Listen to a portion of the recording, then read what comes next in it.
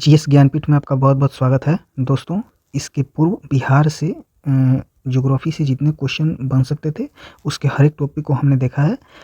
जो भी टॉपिक छूट गया होगा, उसको हम लोग एमसीक्यू के फॉर्म में एक-एक करके उसमें सबको सम्मिलित कर लेंगे। लगभग 1600-1700 क्वेश्चन एमसीक्यू का करेंगे, जिसमें हर एक चीज़ को बहुत ही बारीकी तरीके से और कोई भी क्वेश्चन नहीं छूटेगा, ऐसा एमसीक्यू रहेगा, उसको हम लोग कर लेंगे। तो सब कुछ उसमें आ जाएगा। अभी हम लोग बिहार के इतिहास के बारे में जानने का प्रयास करेंगे, क्योंकि यहाँ से क्वेश्चन बहुत सारा पूछा जाता है, जिसमें आपको आधुनिक इतिहास का जो मात्रा होता है वो सबसे अधिक होता है। तो सबसे पहले हम आधुनिक इतिहास को ख़त्म करेंगे, फिर इसके बाद के 2 वीडियो में मध्यकालीन और प्राचीन बिहार को हम लोग देखेंगे। तो आइए हम लोग अपने क्लास पे चलते हैं। आधुनिक इतिहास का आरंभ ही अंग्रेज़ों के आने से होता है, जिसमें आपको पता है कि भारत में भी सबसे पहले पुर्तगाली आए थे। वैसे भी बिहार में भी सर्वप्रथम पुर्तगाली आए थे, लेकिन जो अपना सबसे पहला फैक्ट्री जो इसने लगाया था वो थे डच थे, जो 1632 में पटना में अपना फैक्ट्री लगाते हैं। पटना में आपको सबसे पहले फैक्ट्री लगाना जो शुरू किया था वो अंग्रेज़ों ने किया था 1620 में, लेकिन उनको इसमें सफलता नहीं मिला था। जो बाद में उनको 1651 में वो जाके अपना फैक्ट्री लगाते हैं। इसके पूर्व आपको डच ने 1632 में, जहाँ आज पटना कॉलेज है, वहाँ पे उन्होंने अपने फैक्ट्री को लगाया था।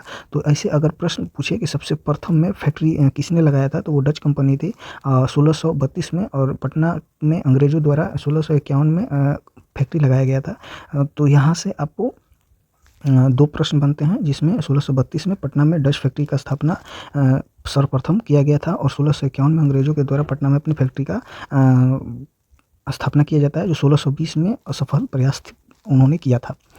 इसके बाद एक प्रश्न जनजातीय विद्रोह से हमेशा रहता है, जिसमें प्रीवियस ईयर में भी एक प्रश्न आपको संथाल विद्रोह से आया था। तो एक-एक करके हम लोग इसको सबको याद कर लेंगे। सबसे पहले तमार विद्रोह हुआ था, फिर चेरो विद्रोह, फिर हो विद्रोह, फिर कोल विद्रोह, फिर संथाल, फिर मुंडा और फिर ताना भगत विद्रोह हुआ था। तो सबसे पहले हम इसको क्रम से याद कर लेंगे, फिर उसके हम डेट को याद कर लेंगे, और फिर उससे रिलेटेड कोई अन्य तथ्य होगा उसको याद करेंगे। तो सबसे पहले हम ये याद करते हैं कि सबसे प्रथम में जो विद्रोह सबसे पहले जो विद्रोह हुआ था वो तमार विद्रोह, फिर चेरो विद्रोह, फिर हो, फिर कोल, संथाल, मुंडा और फिर ताना भगत। तो सबसे प्रथम में हुआ था तमार, फिर चेरो, फिर हो, फिर कोल, संथाल, मुंडा, ताना भगत। तमार विद्रोह, कोल विद्रोह, हो विद्रोह, तमार विद्रोह, चेरो विद्रोह, हो विद्रोह, कोल विद्रोह, फिर संथाल, फिर मुंडा और फिर ताना भगत। सर्वप्रथम में 1789 से 94 तक तमार, उसके बाद 1800 में चेरो, 1820-21 में हो विद्रोह, 1831-32 में कोल विद्रोह, 1855-56 में संथाल विद्रोह, 1895 और 1900 में से लेकर के 1900 में मुंडा विद्रोह, और 1913 से 14 तक ताना भगत विद्रोह। तो हम लोग का तमार विद्रोह हो गया 1894 से 1789 से 94, 1789 से 94। तो तमार विद्रोह हो गया 1789 से 94। तमार के बाद आ जाएगा आपको चेरो विद्रोह, चेरो विद्रोह हो जाएगा आपको 1800 में। फिर हो विद्रोह आएगा जो 1820-21 में। उसके बाद आ जाएगा कोल विद्रोह जो 31-32 में। फिर आ जाएगा संथाल विद्रोह जो 55-56 में। और फिर उसके बाद मुंडा विद्रोह हो जाएगा आपको 1895 से लेकर 1900 तक। और फिर आ जाएगा आपको ताना भगत जो आपको हो जाएगा 1913 से 14 तक। तमार विद्रोह, चेरो, हो, कोल, संथाल, मुंडा और ताना भगत। इसमें हो गया आपको तमार विद्रोह, चेरो विद्रोह, हो विद्रोह, कोल, संथाल, मुंडा, ताना भगत, जिसमें आपको याद हो गया कि तमार विद्रोह 1789 से लेकर 94 तक हुआ। चेरो विद्रोह 1800, हो विद्रोह 1820 से 21, कोल विद्रोह हो गया आपको 1831 से 32, संथाल विद्रोह हो गया आपको 55 से 56, 1855-56, और मुंडा विद्रोह हो गया आपको 1895 से 1900, और ताना भगत हो गया आपको 1913 से 14। जी, आपको एक ऐसा क्वेश्चन पूछता है, कौन सा ऐसा विद्रोह था जो आपको 1857 के क्रांति के पूर्व हुआ था, उसके तुरंत पहले हुआ था। तो वो आपको संथाल विद्रोह था, जो आपको 1855-56 में आपको सिद्धू कान्हू, चांद और भैरव के द्वारा देखने को मिलेगा। इसको भी याद रखेंगे कि सिद्धू कान्हू, चांद और भैरव के द्वारा संथाल विद्रोह किया गया था। 1995 से लेकर 1900 में आपको बिरसा मुंडा के द्वारा मुंडा विद्रोह किया गया, जिसमें बिरसा मुंडा का मृत्यु आपको 1900 में हो जाएगा, जिसके कारण मुंडा विद्रोह भी शिथिल पड़ जाएगा। और ताना भगत विद्रोह जो 1913-14 में यात्रा भगत के द्वारा किया गया था। तो इसको भी हम लोग याद रखेंगे। आगे हम लोग 1857 की क्रांति में जो बिहार की भूमिका थी उसको हम लोग देखेंगे। इसमें आपको पता होगा कि ये जो था आपको मंगल पांडे के द्वारा बैरकपुर छावनी से लेकर के कैसे मेरठ से दिल्ली तक ये सब हम लोग भारत के आधुनिक इतिहास में पढ़े होंगे। बिहार से रिलेटेड जो प्रश्न बन सकते हैं उसको हम लोग देखते हैं कि जो 12 जून 1857 को जो शुरू हुआ विद्रोह बिहार में, तो 1857 की क्रांति जो थी बिहार में 12 जून 1857 से शुरू होती है और ये देवघर झारखंड में जो पड़ता है वहाँ के एक स्थान रोहिणी से प्रारंभ होता है।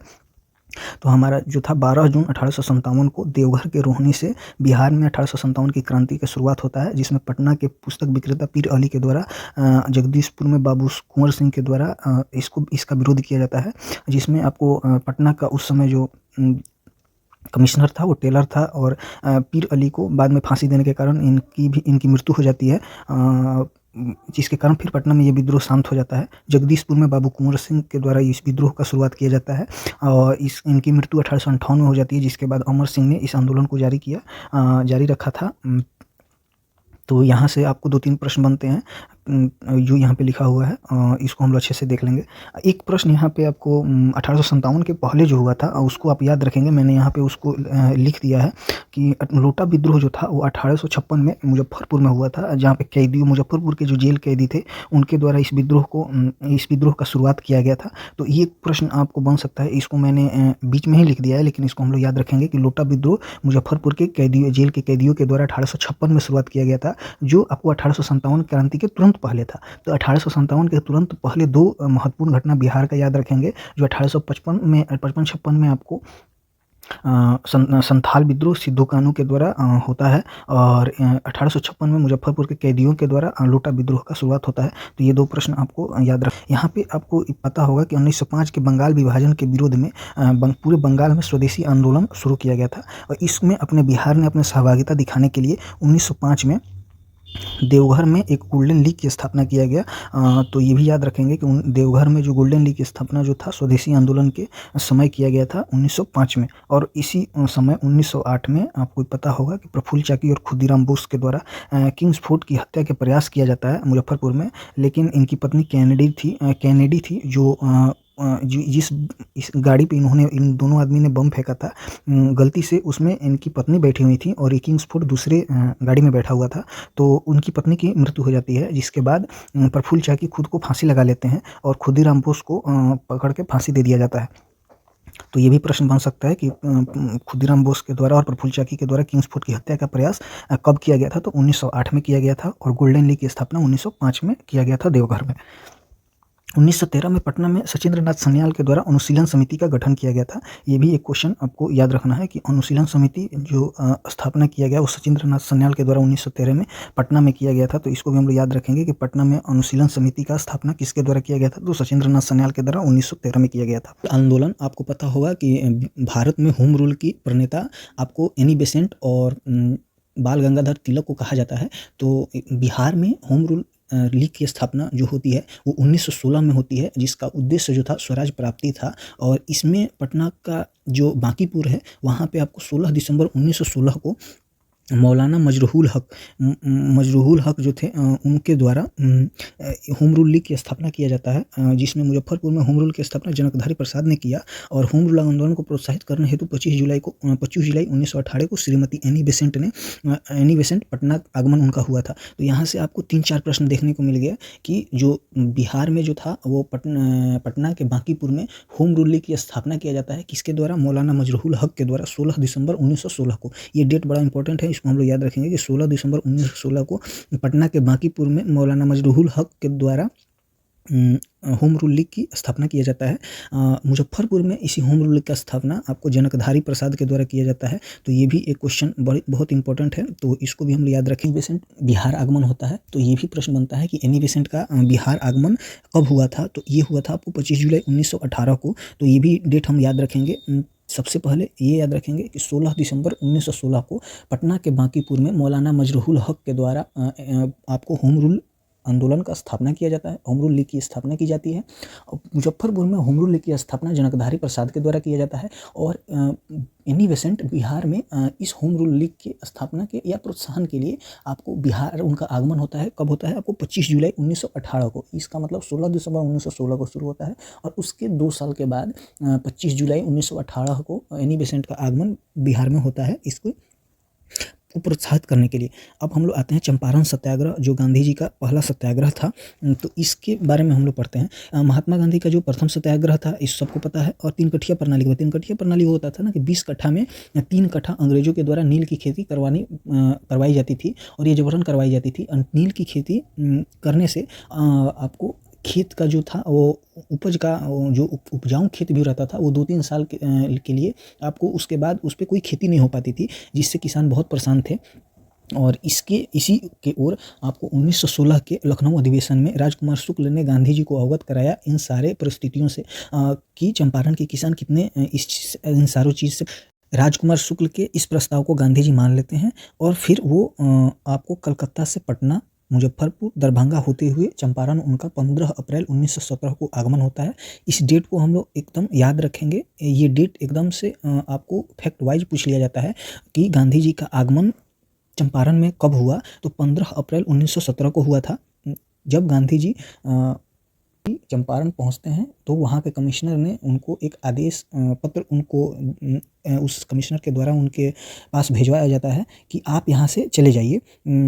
तो गांधी जी का एक फेमस कोटेशन है जिसको आप याद रखेंगे, कभी कभी इस कोटेशन से भी सवाल पूछा जा सकता है। तो उन्होंने बोला था कि मैं मानवता और राष्ट्रीय सेवा प्रदान करने के लिए यहाँ आया हूँ। चंपारण मेरा घर है और मैं यहाँ के पीड़ित लोगों के लिए काम करूँगा। मैं इस जिले से अभी नहीं जा सकता। तो ये कोटेशन कभी कभी दे के पूछा जाता है कि ये लाइन किनके द्वारा बोला गया था। तो आप याद रखेंगे कि ये आपको गांधी जी के द्वारा बोला गया था कि मैं मानवता और राष्ट्रीय सेवा प्रदान करने के लिए यहाँ आया हूँ। चंपारण मेरा घर है और मैं यहाँ के पीड़ित लोगों के लिए काम करूँगा। मैं इस जिले से अभी नहीं जा सकता। तो गांधी जी का एक फेमस कोटेशन है जिसको एक बार हम लोग रिकॉल करके कभी पढ़ के भी जा सकते हैं, याद करने का कोई ज़रूरत नहीं है। बस ये डेट याद रखेंगे कि 15 अप्रैल 1917 को गांधी जी चंपारण पहुँचते हैं। फिर गांधी जी के सत्याग्रह के दबाव में बिहार के तत्कालीन उपराज्यपाल एडवर्ड अल्बर्ट गेट द्वारा एक जांच समिति की गठन की जाती है जिसके अध्यक्ष FG स्लाई थे और इस समिति का नाम चंपारण एग्रेरियन समिति नाम दिया गया था। तो इस कभी कभी पूछा था कि चंपारण एग्रेरियन समिति के अध्यक्ष कौन थे, तो ये FG स्लाई थे। और इस समिति का गठन के समय बिहार के उपराज्यपाल कौन थे, तो सर एडवर्ड अल्बर्ट गेट थे, जो इस समिति के गठित करने में उन्हीं के द्वारा इसका आदेश जारी किया जाता है। और गांधी जी जब सत्याग्रह के मार्च पे बैठे हुए थे उस समय, तो सर एडवर्ड अल्बर्ट गेट के द्वारा जिस जांच समिति का गठन किया जाता है उसका नाम आपको चंपारण एग्रेरियन समिति था और उसके अध्यक्ष FG स्लाई थे। गांधी जी सहित इस समिति में आपके जो सदस्य थे वो LC अदामी, राजा हरिहर प्रसाद, TJ रीड तथा रैनी, इन सारे लोग इस चंपारण एग्रेरियन समिति के सदस्य थे और इसके अध्यक्ष FG स्लाई थे। इसको आप हमेशा याद रखेंगे कि इसके अध्यक्ष कितनी बार ये सवाल पूछा गया है और पूछा जा भी सकता है, तो इसको हम लोग याद रखेंगे। चंपारण सत्याग्रह में राजकुमार शुक्ल, राजेंद्र प्रसाद, अनुग्रह नारायण सिंह, मजरूल हक, ब्रजकिशोर प्रसाद, धरणीधर, शंभू शरण आदि शामिल थे। तो ये भी प्रश्न पूछा जाता है कि 4-5 ऑप्शन दे दिया जाता है, उसमें से पूछा जाता है कि कौन से ये सदस्य इसमें से नहीं थे। तो हम इसको एक बार याद रखेंगे कि चंपारण सत्याग्रह में आपको राजेंद्र प्रसाद, अनुग्रह नारायण सिंह, राजकुमार शुक्ल, मजरूल हक, ब्रजकिशोर प्रसाद, धरणीधर, शंभू शरण सिंह आदि शामिल थे। इसमें एक नाम दिया जाता है जयप्रकाश नारायण का, तो जयप्रकाश नारायण इसमें शामिल नहीं थे, ये आप याद रखेंगे। बाकी जितने भी उस समय के सक्रिय नेता थे वो सब शामिल हुए थे, जिसमें आपको राजेंद्र प्रसाद, अनुग्रह नारायण सिंह और मजरूल हक, जो 3 बहुत फेमस नाम थे। राजकुमार शुक्ल तो चंपारण के ही थे। ब्रजकिशोर प्रसाद, धरणीधर और शंभू शरण, ये 3 नाम भी याद रखेंगे कि इसमें 6 नाम हो गया। राजकुमार शुक्ल, राजेंद्र प्रसाद, अनुग्रह नारायण सिंह, मजरूल हक, ब्रजकिशोर प्रसाद, धरणीधर और शंभू शरण, ये सारे जो चंपारण सत्याग्रह के समय गांधी जी के साथ थे। दीनबंधु मित्र का जो एक बंगाली नाटक है नील दर्पण, इसमें नील विद्रोह का पूरा एक उसका विस्तार में उसका वर्णन हुआ है और उसको चित्रांकित भी किए हैं। मतलब उस समय वो जीवित चित्रांकन का मतलब होता है कि उन्होंने आँखों देखा हाल उसका लिखा हुआ है। तो ये सवाल भी पूछा जाता है कि नील विद्रोह का जो जीवंत चित्रण किसके बुक में लिखा गया है या उसको उस बुक को किसने लिखा? तो वो जो बुक था वो नील दर्पण था और दीनबंधु मित्र के द्वारा इसका जीवंत चित्रण किया गया था। और इसका अंग्रेजी में अनुवाद मधुसूदन दत्त ने किया था। ये भी आप बहुत इंपॉर्टेंट है, इसको याद रखेंगे। मधुसूदन दत्त के द्वारा अंग्रेजी में इसका अनुवाद किया गया था और दीनबंधु मित्र के नील दर्पण में नील विद्रोह का जीवंत चित्रण किया गया है। संत राउत ने गांधी जी को बापू कहकर पुकारा, ये आपको 100% याद होना चाहिए कि राष्ट्रपिता आपको सुभाष चंद्र बोस के द्वारा कहा गया था, बापू आपको संत राउत के द्वारा कहा गया था और महात्मा आपको रविंद्रनाथ टैगोर के द्वारा ये गांधी जी को उपाधि दिया गया था। तो ये भी आप याद रखेंगे कि संत राउत के द्वारा बापू कहकर पुकारा गया था और आज भी हम लोग महात्मा गांधी को प्यार से बापू कहते हैं। तो इसको भी हम लोग याद रखेंगे। अब आते हैं बिहार में खिलाफत आंदोलन। खिलाफत आंदोलन बिहार में जो शुरू होता है, इसमें मौलाना शौकत अली जो थे इसको बढ़ावा देने के लिए बिहार आते हैं और ये खिलाफत आंदोलन आपको पता होगा कि तुर्की साम्राज्य के वहाँ पे शुरू होता है और वहाँ के मुस्लिमों के जो फंडामेंटल राइट्स थे उसके दमन किया जा रहा था, जिसके विरोध करने के लिए भारत के मुस्लिमों के द्वारा भी इसका प्रदर्शन किया गया, जिसमें गांधी जी और अन्य सक्रिय नेता बहुत जोड़ तोड़ से मतलब बहुत सक्रिय योगदान दिया अपना और इस खिलाफत मूवमेंट को सहयोग दिया, जिसमें बिहार से भी बिहार में भी इसका विरोध प्रदर्शन किया गया और इसी खिलाफत आंदोलन को और उसके प्रचार के लिए और उसको समझाने के लिए शौकत अली पटना आए थे। जो आपको पता होगा कि भारत में खिलाफत आंदोलन का शुरुआत ही ये अली बंधुओं के द्वारा किया जाता है, जिसमें एक बंधु आपको मौलाना शौकत अली थे जो यहाँ पटना पधारे थे। अच्छा, पटना में 24-25 अप्रैल को सभा का आयोजन किया जाता है और इसी मौलाना शौकत अली जब पटना आते हैं तब, और उस समय इसमें राजेंद्र प्रसाद, ब्रजकिशोर प्रसाद, धरणीधर, मजरूहुल हक, शाह मोहब्बत, इन सारे नेताओं ने भाग लिया और इसका आपको समर्थन किया। आपको इसमें से एक क्वेश्चन आपको याद रखना होगा कि हसन इमाम और सच्चिदानंद सिन्हा ने इस सभा का विरोध किया था। तो ये क्वेश्चन जो विरोध करता है ये एक यूनिक क्वेश्चन बन जाता है, तो इसको हम लोग याद रखेंगे कि हसन इमाम तथा सच्चिदानंद सिन्हा ने इस सभा का विरोध किया था और इसी समय आपको शौकत अली भी पटना आए थे। अब बिहार में हम लोग असहयोग आंदोलन के बारे में पढ़ते हैं। नवंबर 1920 में कलकत्ता अधिवेशन में असहयोग प्रस्ताव को पारित किया गया, परंतु इसके पूर्व ही बिहार में असहयोग का प्रस्ताव राष्ट्रवादियों द्वारा पारित कर सरकार से असहयोग प्रारंभ कर दिया गया। जो भारत में जो असहयोग आंदोलन था वो जो 1920 का कलकत्ता अधिवेशन था उसमें इसका प्रस्ताव पारित किया गया था कि हाँ, अब जो कांग्रेस की वार्षिक बैठक होती थी कलकत्ता के, उस समय बैठक में असहयोग का प्रस्ताव पारित किया गया। लेकिन इसके पूर्व नवंबर से पूर्व ही बिहार में असहयोग आंदोलन को बल मिल गया और यहाँ पे बिहार के लोग असहयोग शुरू कर दिए, जिसमें आपको बिहार में जो हसन इमाम थे उस समय का वकील थे, उनकी अध्यक्षता में एक विशेष अधिवेशन मुंबई में आयोजित किया गया जिसमें सरकारी सुधारों की आलोचना की गई। इसके समर्थन में 6 अप्रैल 1919 को हड़ताल किया गया। बिहार में इसके समर्थन में आपको 6 अप्रैल 1919 को हड़ताल किया गया था। तो यहाँ से एक प्रश्न आपको बनते हुए देखेंगे कि जो हसन इमाम थे, ये हसन इमाम यहाँ से प्रश्न पूछता है कि किसने असहयोग आंदोलन के समय मुंबई में सरकारी सुधारों की आलोचना की थी। जो सरकार जो अंग्रेजों के द्वारा सरकारी कामों में सुधार लाया जा रहा था उसके विरोध में हसन इमाम ने मुंबई के अधिवेशन में इसमें अपना बढ़ चढ़ कर हिस्सा दिया और इनके सपोर्ट करने के लिए बिहार में 6 अप्रैल 1919 को पूरे बिहार में हड़ताल किया गया था। तो याद रखेंगे कि हसन इमाम जो थे वो मुंबई में सरकारी कामों में जो सुधार हो रहा था उसके बहुत तीव्र आलोचना किया था और ये असहयोग आंदोलन के समय में हुआ था। आगे जो टॉप लाइन है कि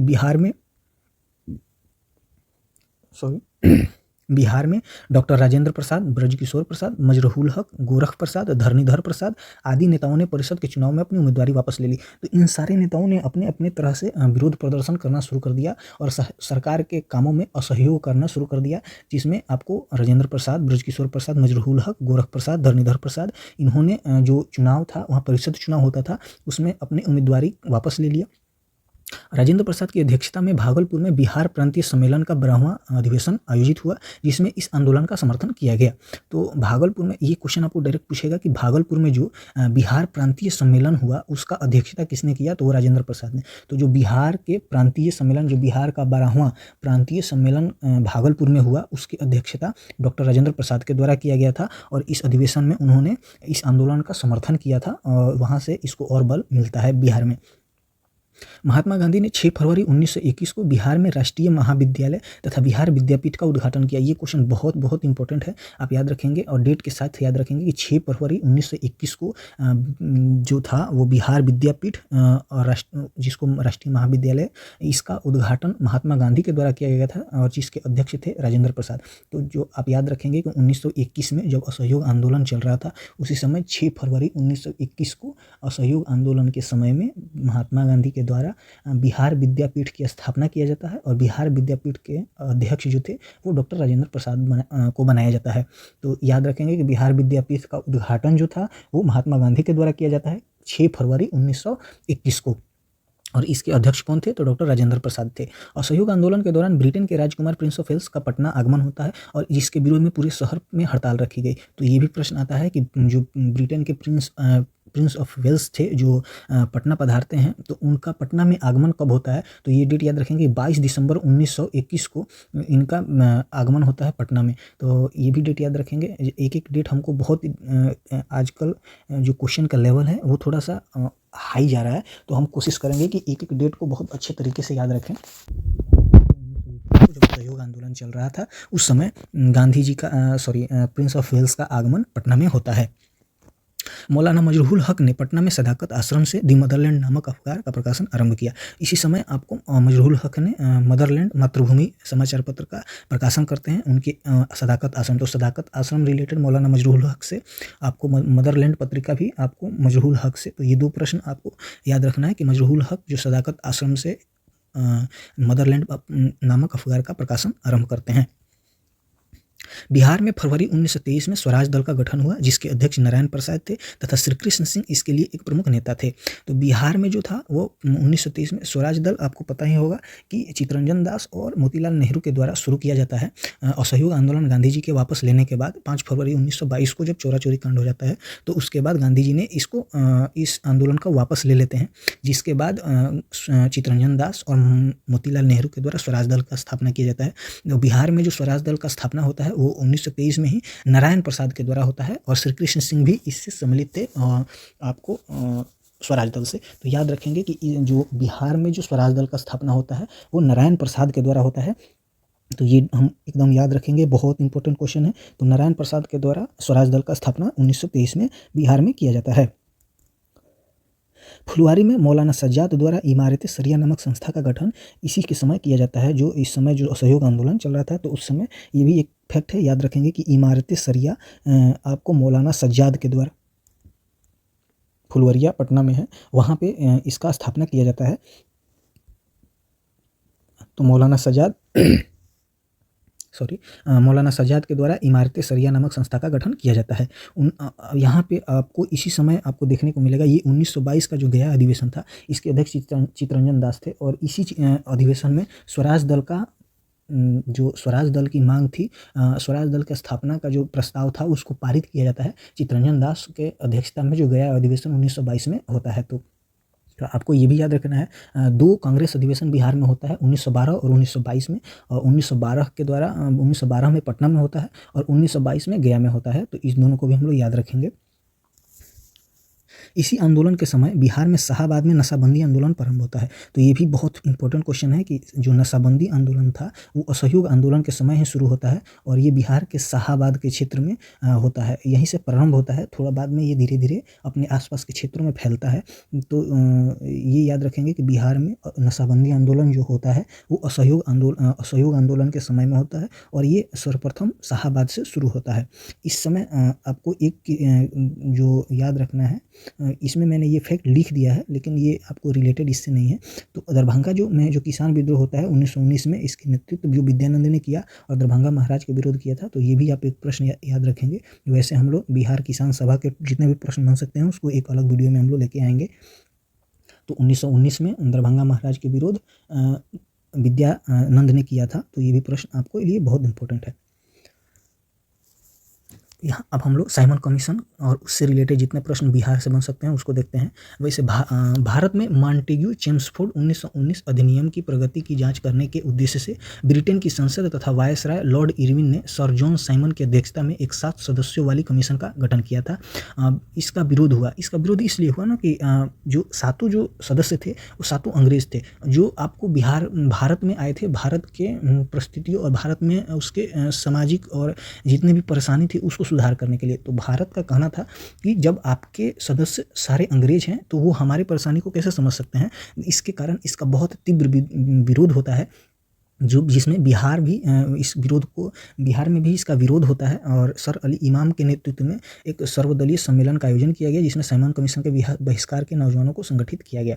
तो इसमें भी जो सर अली इमाम थे इनके द्वारा सबके द्वारा अपना अपना प्रयास किया गया था। लेकिन अगर प्रश्न पूछे कि साइमन कमीशन का विरोध बिहार में किसने किया, तो हम लोग एन सिंह को, अनुग्रह नारायण सिंह को आंसर में के तौर पर लेंगे कि एन सिंह ने बहुत सर्वप्रथम और बहुत तीव्र विद्रोह एन सिंह के द्वारा ही किया गया था। और इनके नेतृत्व में ही जितने भी विद्रोह हुए साइमन कमीशन के विरोध में उनका नेतृत्व एन सिंह के द्वारा ही किया गया था। 12 दिसंबर 1928 को आयोग के सदस्य पटना पहुंचे, जहां प्रबल विद्रोह का सामना करना पड़ा। तो ये भी प्रश्न पूछता है कि साइमन कमीशन का जो था वो बिहार में आगमन कब होता है। तो यह 12 दिसंबर 1928 को होता है। मैं एक वीडियो लाऊंगा जिसमें जितना भी डेट होगा उसको एक पास में लिखा हुआ रहेगा, और उसको हम लोग एक झलक में एग्जाम के पहले जाने से पहले उसका स्क्रीनशॉट लेके रखेंगे और उसको हम लोग याद कर लेंगे। तो इसको हम एक अलग से वीडियो में दे देंगे। वैसे हमको याद कर लेना है इसको कि 12 दिसंबर 1928 को साइमन कमीशन का आगमन पटना में होता है। आपको इसके बाद इसका बहुत विद्रोह होता है, और इसका एक स्वागत किया था वो थे महाराज डुमराव ने। महाराज डुमराव के स्वागत में ही इन्होंने ये सारे जो कमीशन के सदस्य थे वो यहीं पे इन्हीं के जो महाराज थे इन्हीं के यहाँ पधारे थे।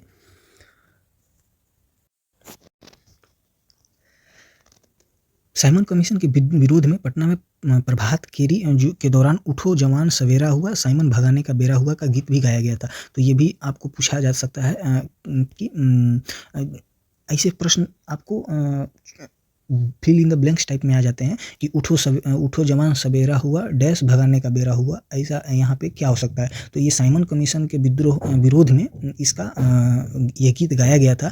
तो इसको हम लोग याद रखेंगे कि उठो जवान सवेरा हुआ, साइमन भगाने का बेरा हुआ। ये आपको प्रभात मतलब सुबह के समय में इन पटना में इसका गीत गाया जा रहा था इनके विरोध में। तो ये भी याद रखेंगे। अब हम लोग आते हैं सविनय अवज्ञा आंदोलन और बिहार की भूमिका।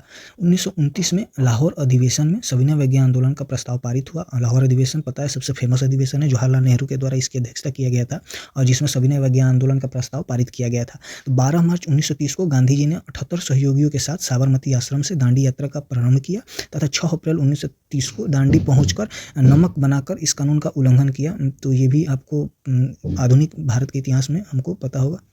उसके बाद आते हैं दांडी मार्च में बिहार के गिरधारी चौधरी उर्फ कारो बाबू ने भाग लिया।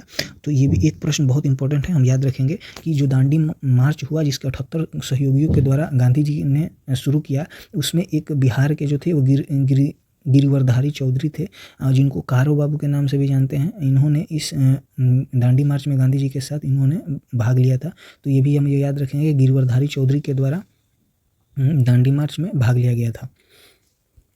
पटना में मई 1930 में एक स्वदेशी संघ की स्थापना की गई, जिसके अध्यक्ष सर अली इमाम थे, उपाध्यक्ष सचिदानंद सिन्हा तथा केवी दत्त थे और मुख्य सचिव हसन इमाम थे। तो स्वदेशी संघ की स्थापना 1930 में सविनय अवज्ञा आंदोलन के समय होता है, जिसके अध्यक्ष सर अली इमाम थे और इसके मुख्य सचिव हसन इमाम थे और उपाध्यक्ष सचिदानंद सिन्हा तथा केवी दत्त थे। तो इसको हम लोग याद रखेंगे कि पटना में जो स्वदेशी संघ जो स्थापना हुआ था एक स्वदेशी आंदोलन के समय में हुआ था, जो गोल्डन लिंक देवघर में हुआ था 1905 में, उसकी बात नहीं है। ये 1930 की स्वदेशी संघ की बात हो रही है, जहां आपको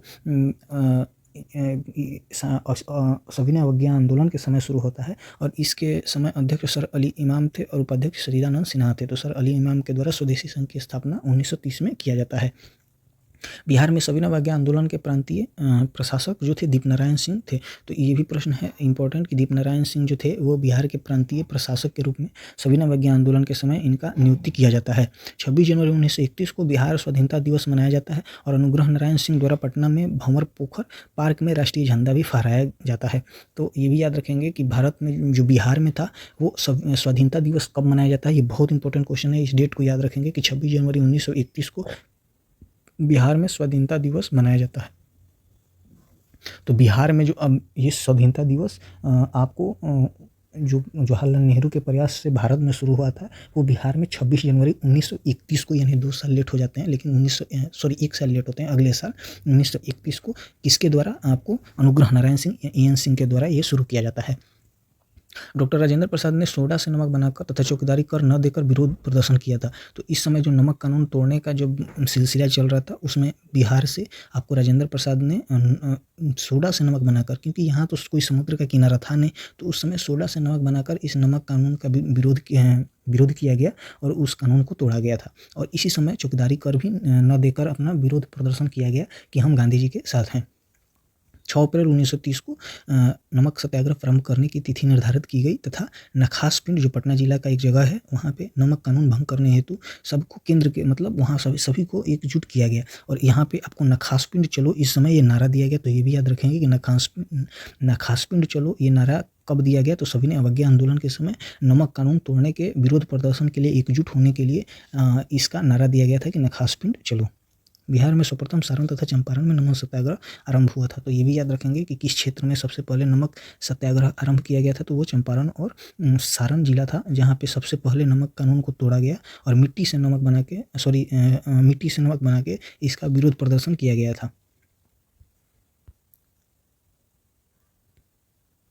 अब आते हैं हम लोग व्यक्तिगत सत्याग्रह।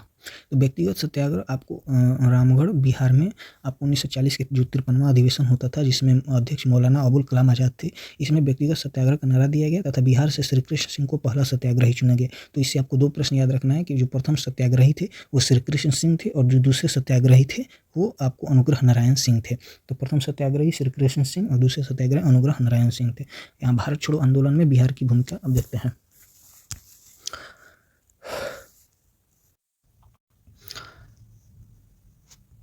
1942 में भारत छोड़ो आंदोलन में बिहार की महत्वपूर्ण भूमिका रही। 31 जुलाई 1942 को डॉक्टर राजेंद्र प्रसाद ने बिहार प्रदेश कांग्रेस कमेटी की एक विशेष बैठक बुलाकर भावी संघर्ष का आह्वान किया। तो यहाँ देखेंगे हम लोग कि 1942 में जो होता है भारत छोड़ो आंदोलन का जब शुरुआत होता है 8 अगस्त 1942 को, तो बिहार में जो था इसके जो रूपरेखा तैयार किया गया वो डॉक्टर राजेंद्र प्रसाद के द्वारा 31 जुलाई को इसका एक मीटिंग बैठाया जाता है जो बिहार कांग्रेस कमेटी के सदस्यों को बुला करके, और इसके संघर्ष का मतलब आह्वान किया जाता है, सबको इसमें जोड़ने का प्रयास किया जाता है। और इस समय आपको पता होगा कि ऑपरेशन जीरो आवर चला के जो अंग्रेजों के द्वारा जब 8 अगस्त को इसको शुरू किया जाता है तो उसकी एक रात पहले ही सभी मुख्य नेताओं को जेल के अंदर बंद कर दिया जाता है, जिसमें बिहार के नेताओं को भी बंद करना शुरू किया जाता है, जिसमें बांकीपुर जेल में आपको राजेंद्र प्रसाद को और मथुरा बाबू, अनुग्रह बाबू और श्री कृष्ण सिंह, इन सारे नेताओं को डाल दिया जाता है। उस समय पटना के जो जिलाधिकारी थे WG आर्चर थे। उसके बाद जयप्रकाश नारायण, इनको हजारीबाग जेल जो आज झारखंड में पड़ता है उसमें इनको रखा जाता है। तो ये भी प्रश्न पूछा जाता है कि इन सभी को किस किस जेल में रखा गया था। तो याद रखेंगे कि बांकीपुर जेल में राजेंद्र प्रसाद थे और हजारीबाग जेल में आपको जयप्रकाश नारायण को बंद कर दिया जाता है। यहाँ पे एक प्रश्न पूछता है कि कौन ऐसे वकील थे जिन्होंने 1942 में के विरोध करने के लिए अपने वकालत या महाधिवक्ता पद से त्यागपत्र दे दिया था। तो श्री बलदेव सहाय थे जिन्होंने महाधिवक्ता पद से अपना त्यागपत्र दे दिया था। यहाँ एक बहुत फेमस 1942 के विरोध में एक फेमस पटना सचिवालय गोलीकांड हुआ। 1942 को पटना तथा आसपास के राष्ट्रवादी युवकों के द्वारा सचिवालय भवन के सामने बिहार विधानसभा की इमारत पर राष्ट्रीय ध्वज फहराने का कार्य किया जाता है। उस समय के जो पटना के कलेक्टर थे जो WG आर्चर थे, इन्होंने इस विरोध को रोकने के लिए आदेश देते हैं कि आप रुक जाओ वरना वो गोली चला देंगे। छात्रों के द्वारा नहीं रुकने के बाद इनके द्वारा गोली चलाया जाता है, जिसमें 7 छात्रों की मृत्यु हो जाती है। इन 7 छात्रों का हम नाम याद रखेंगे, ये नामों से भी प्रश्न पूछा जा सकता है। तो इसको हम देखेंगे उमाकांत सिन्हा, सतीश प्रसाद झा, रामानंद सिंह, राजेंद्र सिंह, जगपति कुमार सिंह, देवी प्रसाद चौधरी और राम गोविंद सिंह। ये 7 छात्र थे जिनकी उस समय मृत्यु हो जाती है। तो हम इसको याद कर लेंगे और इसकी हम क्षेत्र को भी एक जगह हम लिख के आपको याद करा देंगे। तो ये याद रखेंगे कि 7 छात्रों की मृत्यु हो जाती है 11 अगस्त 1942 को पटना सचिवालय में। उस समय का जो कलेक्टर था वो डब्ल्यू.जी. आर्चर था। उमाकांत सिन्हा, सतीश प्रसाद झा, रामानंद सिंह, राजेंद्र सिंह, जगपति कुमार सिंह, देवी प्रसाद चौधरी, रामा गोविंद सिंह की मृत्यु हो जाती है। जयप्रकाश नारायण ने हजारीबाग जेल से फरार होकर, और इस समय आपको पता होगा कि जब अंग्रेजों के द्वारा जयप्रकाश नारायण को हजारीबाग जेल में उनको रखा जाता है, तो उस समय एक दीपावली का समय रहता था। उस समय पटाखों के शोर में, जो पटाखे बजाए जाते हैं उसके शोर में जयप्रकाश नारायण जेल तोड़ के भाग जाते हैं, और नेपाल में वो एक राजविलास जंगल है, राजविलास जंगल में वो जाकर के एक आज़ाद दस्ते का गठन करते हैं। तो ये भी प्रश्न पूछा जाता है कि आज़ाद दस्ते का गठन किसके द्वारा किया गया था, तो जयप्रकाश नारायण के द्वारा नेपाल में और राजविलास के जंगलों में किया गया था। इस दस्ते में शामिल युवकों को सरदार नित्यानंद सिंह के द्वारा प्रशिक्षित किया गया था। तो ये भी प्रश्न पूछा जा सकता है कि आज़ाद दस्ते में शामिल छात्रों को प्रशिक्षण किसने दिया, तो नित्यानंद सिन्हा के द्वारा इसको प्रशिक्षण दिया गया था। भारत छोड़ो आंदोलन में गांधी जी के आह्वान पर बिहार की महिलाओं ने भी बढ़ चढ़कर ब्रिटिश विरोध में अपना योगदान देते हैं। कदम कुआं में महिला चरखा क्लब से जुड़ी महिलाओं ने जुलूस निकालकर सभाओं का आयोजन किया, जिसकी अध्यक्षता श्रीमती भगवती देवी करती हैं, और ये राजेंद्र प्रसाद की बहन थी। तो ये भी याद रखेंगे कि जो चरखा क्लब की महिलाओं का विरोध हुआ वो भी आपको भारत छोड़ो आंदोलन के समय किया गया, और इसके जो मुख्य अग्रणी नेता थी वो राजेंद्र प्रसाद की बहन श्रीमती भगवती देवी थी। यहाँ आपको ध्रुवदल की स्थापना, एक और प्रश्न पूछता है ध्रुवदल, ये शायद दरभंगा में हुआ था, ये हम एक बार आपको क्लियर कर देंगे कमेंट बॉक्स में कि ध्रुवदल का स्थापना जयप्रकाश नारायण के द्वारा किया गया था। एक ध्रुव नाम का बच्चा था जिसको अंग्रेजों के द्वारा गोली मार दिया जाता है झंडा फहराने के क्रम में, जिसके बाद इसके नाम से एक ध्रुवदल का स्थापना किया जाता है जयप्रकाश नारायण के द्वारा। फूलेना प्रसाद श्रीवास्तव सिवान थाने पर झंडा फहराने के द्वारा इनकी भी मृत्यु हो जाती है। तो ये भी पूछा जाता है कि सिवान डिस्ट्रिक्ट में किसके द्वारा झंडा फहराने पर उनको गोली मारकर हत्या कर दी गई थी, तो ये फूलेना प्रसाद श्रीवास्तव थे। अच्छा, कुलानंद तथा कर्पूरी ठाकुर द्वारा क्रमशः दरभंगा तथा सिंहवाड़ा के में संचार व्यवस्था में व्यवधान उत्पन्न किया गया। तो सबके द्वारा अपना अपना विरोध प्रदर्शन किया गया, जिसमें तिरहुत प्रमंडल में भी जनता का 2 महीने तक शासन रहा। जनता ने शासन व्यवस्था को अपने अंडर कर लिया था और अपने आप को स्वतंत्र घोषित कर दिया था 1942 के विरोध प्रदर्शन के क्रम में। तो ये भी याद रखेंगे कि तिरहुत प्रमंडल के प्रमंडल में जितने भी जिले थे उस समय 2 महीने तक इनका सरकार इन्होंने अपने आप को स्वतंत्र घोषित कर दिया गया था। तो ये भी एक प्रश्न आपका बन सकता है, तो इसको भी हम लोग ध्यान में रखेंगे। तो अगले वीडियो में हम लोग एंशिएंट या मेडाइवल हिस्ट्री दोनों को एक साथ कवर कर लेंगे। तो थैंक यू सो मच दोस्तों।